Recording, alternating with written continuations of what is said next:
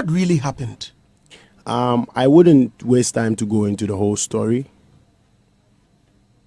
but I think enough has been said, enough have been gathered by media personnel. And I've not heard you yet. That's what I'm saying. Enough has been said, enough has been gathered by media personnel who sought to dig into the matter.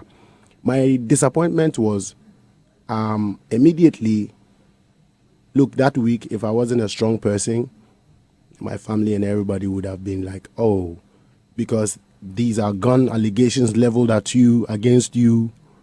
And it was heavy on the media. This is you having assaulted somebody, only to know that it wasn't no assault. So it was for me. And people will say, yeah, but why did you go and slap? Come on, man, I didn't assault anybody, bro. Did you pull a gun? Which is the most awkward of it. And at the police station, a witness statement by interrogation was given in account of a gun. And by the CID, they said, did you see? Or you're just coming to say what you think you're saying? And he said, no, I didn't see. You see, so this tells me that it's deeper than that, because that eyewitness who is going to put in that case is going to build more case on top of the complainant's case, who must definitely be coming from the complainant's side.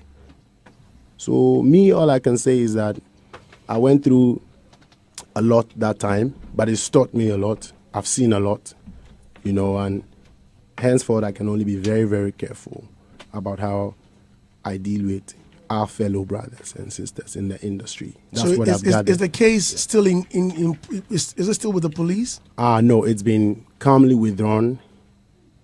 Big respect to Angel, who I'm still very cool with. Oh, really? That's nice. I believe so, because, we don't talk every day, interact every day. But me, once I follow you and once I watch your snaps, then you should know that we are on there. But I think Angel and I are cool, because if there was any case at all, it was an altercation between him and I. And unfortunately, there was a notion that I hit his eye or I broke his eye. But God being so good, his eye didn't go blind, whatever, and there were no cuts as well, and all. So did you see a picture of him with a plaster? Yes, I saw that after a few days after, and that's what I'm saying. I'm grateful that it didn't go worse, because 2-3 days after he was chilling and he's cool, if there were any internal bleedings, I think we would have seen it now. The eye is a very delicate area, so none of those. So I'm grateful that him and I are cool, and that's where I think I'll rest this case. But henceforth, we are all going to know how to move so that we don't get disrespected in a manner where we feel like we can't take it. We just take ourselves away from. So this altercation was because you felt disrespected? Highly. Because they kept you waiting? Not only waiting, but as for the wait, we all do wait for. We go support each other and the times and all. We wait. But the communication was there were communication laps in there which triggered everything. I got there very early as the A-list artist that I believe I am. I got there very early. The regular would have been you come late because you shoot, but I knew it was a recorded event, as he told me, because he and I have been in contact way often before the event. Okay. So I managed to get there as early. Then I moved to wait at the conference on the park for a very long time. And then they informed us to come backstage now into the inner perimeter to perform. And then when we got there, we realized that we came very early and there was a recording, and we're promised that once it's set up, we'll just come and do ours and forward. But we realized it wasn't the matter until when who they sent to come and deliver the information to us, I was laid back in my seat, right? And he was talking to Chief, and he was like, Chief asked him back, why we come wait, say your man, you feel too well, you just come from here, there. He said, oh, if your people themselves, they change their mind.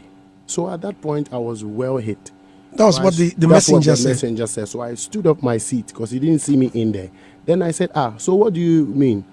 So what make I do now? After waiting, to make I go home or make up what? Like, it's just too bare for me to take. Like, tell me, oh, this, that, about. If you come and it's bare, if your people, I quote, if your people themselves, they change their mind. So what? You know what I mean? And then I think when he went backstage, he went to communicate because I said, hey, bro, because he didn't know I was in there. I was like, but I be so you go talk to because I mean, I've been waiting for a very long time. So when he went back there into the inner backstage, I think he went to communicate a different story over there, that I came with talks and I'm beating people and I'm fighting in the backstage. You know, fortunately enough, when he was going, I think chief or a member of ours, because we rolled in a crew, we were too many, you know, a member of ours followed him backstage. And by the time they got there, he took the lead. So I think the info had spread already that Stone is here and he's misbehaving because he's waited, and because when he got here, Shatta was the one leaving to go and perform. Meanwhile, I'd eyed Shatta, he eyed me, and we gave thumbs up.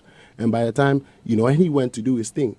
So that was the info. So when one of my persons came back to the car, he said, but you know what they talk for the back there, like, you go home. I said, no, I don't go home. I have to speak to somebody.